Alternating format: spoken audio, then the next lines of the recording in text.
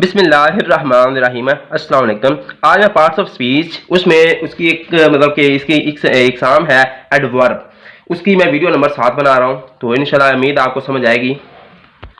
ये मेरे पास इम्पोर्टेंट आ चुका है कि यानी इस वीडियो का मतलब कि एडवर्ब का इम्पोर्टेंट क्या है, इसकी खासियत क्या है, ये कि मतलब इतनी अहम क्यों है, इसका जानना इतना क्यों है। अक्सर बच्चे ये चीज़ें जानते होंगे कि जैसे कि तेज़ी से मराज होता है, जैसे कि तेज़ी से इसका जो मतलब होता है, तेज़ी से इसका मतलब होता है क्विकली, QUICK, क्विक। तेज़ी, तेज़ी का जो मतलब है सिर्फ तेज़ी का वो होता है क्विक। और थका हुआ इसका जो मतलब होता है वो टायर होता है, टायर्ड, TIRED, टायर्ड होता है, थका हुआ। और जो मेरे पास तेज़ी है उसका मतलब होता है क्विक। अब इस तरह अगर आपसे कोई कहे कि इसकी इंग्लिश बना दो, वो तेज़ी से चलता है, तो अगर कोई बच्चा मतलब कि वो तेज़ी से चलता है, तो अगर कोई बच्चा इसकी जैसे इंग्लिश बना देगा ही वॉक्स क्विक, QICK, क्विक। अगर कोई बच्चा इसकी ऐसे इंग्लिश बना देगा तो जो अगर और इसका जो जुमला और ये एडवर्ब के लिहाज से चल रहा होगा, मतलब वैसे अगर कोई चीज़ चल रहा होगा तो इसका एक आधा पॉइंट खड़ेगा, लेकिन अगर ये कोई एडवर्ब का पोर्शन चल रहा होगा, एडवर्ब की शाख यानी एडवर्ब के मालूमात के मतलब अगर कोई आपसे पूछ रहा होगा, फिर किसी ने अगर क्विक लिखा होगा तो ये मुकम्मल उसका गलत हो जाएगा। तो ठीक है, इसी तरह यहाँ अगर मेरे पास है वो बहुत थका हुआ है, तो इसके लिए अगर इसके लिए जो मतलब इसकी जो इंग्लिश इस्तेमाल की जाएगी, मैं बहुत थका हुआ हूँ, तो अगर कोई शख्स ये लिख दे आई एम टायर्ड और ऊपर इंग्लिश ये है और पोर्शन एडवर्ब का चल रहा हो तो यहाँ पर डॉट है, तो ये सवाल भी उसका जवाब गलत हो जाएगा। इसके लिए दुरुस्त क्या होगा, यानी कि इस वजह से आप देखेंगे इसकी मदद से इसका मतलब जो बन है ही वॉक्स क्विक, वो तेजी से चला, इस तरह करके इसके वो तेजी चलता है, इस तरह मतलब इंग्लिश बनेगी, तेजी से नहीं होगा। तो यहाँ पर मैं बहुत थका हुआ हूँ, सिर्फ थका का इंग्लिश टायर्ड है, बहुत थका की इंग्लिश टायर्ड नहीं बनी। इस वजह से ये एडवर्ब का मतलब इंग्लिश में काफ़ी इसका यूज़ है, इस्तेमाल है इसका। इस लिहाज से क्या हो गया कि ये मेरे पास जो एडवर्ब है, ये जो चीज़ है ये गलत हुआ है, ये गलत है ये पोर्शन। इसकी बजाय यहाँ पर क्या लिखा जाएगा, क्विकली लिखा जाएगा, LYLY, क्विकली।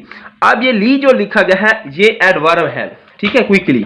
इसी तरह ही आई एम टायर्ड, तो यहाँ पर आएगा आई एम सो टायर्ड, मैं बहुत थका हुआ हूँ, तो यहाँ पर LYLY लिखा जाएगा, यहाँ पर LYLY, क्विकली। और यहाँ पर आएगा सो टायर्ड, तो ये जो ली है क्विकली और ये सो है, ये क्या है, एडवर्ब है। तो मैं बहुत थका हुआ, आई एम सो टायर्ड, तो ये इसकी इंग्लिश दुरुस्त है। अब ये क्या है, दोनों ही दुरुस्त हैं, ठीक है।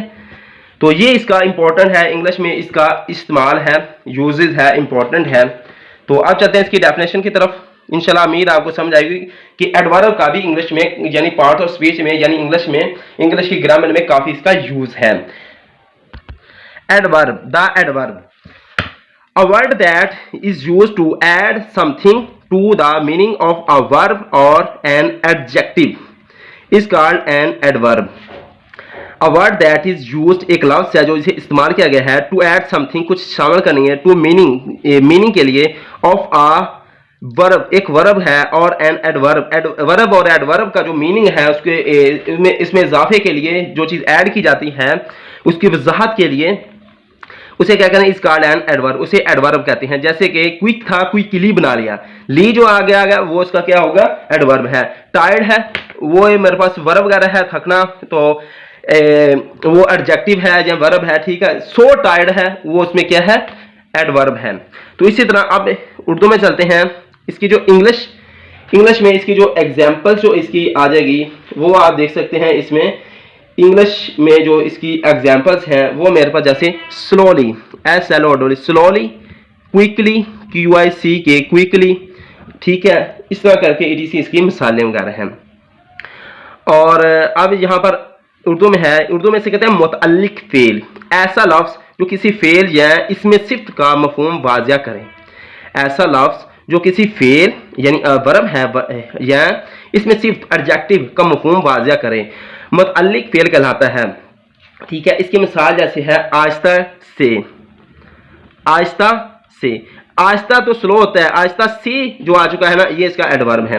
इसी तरह ही क्विकली का मतलब जो है वो तेजी से, तेजी से।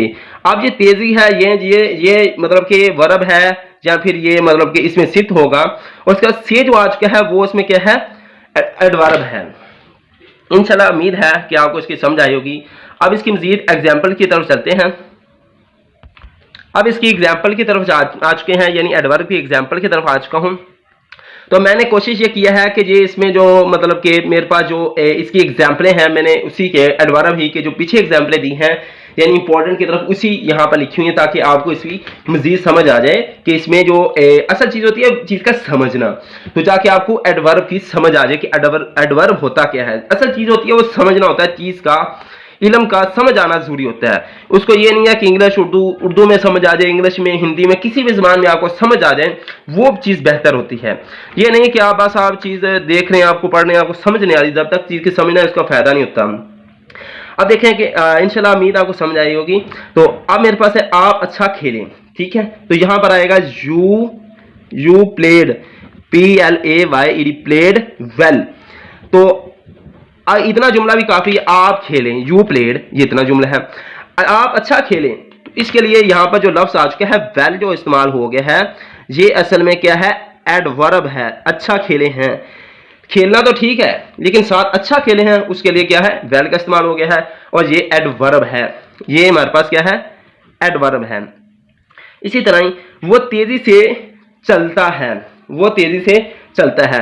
अब यहां पर इसकी इंग्लिश बनेगी ही वॉक्स क्विकली, QUICKLY, क्विकली। अब मेरे पास जो है वो तेजी से चला, अगर मैं यहां लिखूं ही वॉक्स, वो चला, वो चलता है, तो ये भी ठीक है। क्विकली, तेजी से चला है, तो ये इसकी क्या होगी, एडवर्ब बन जाएगी। तो यहां पर यहां आ जाएगा क्विकली, QUICKLY। ये जो मेरे पास क्विकली है, ये क्या है, एडवर्ब है। इसी तरह ही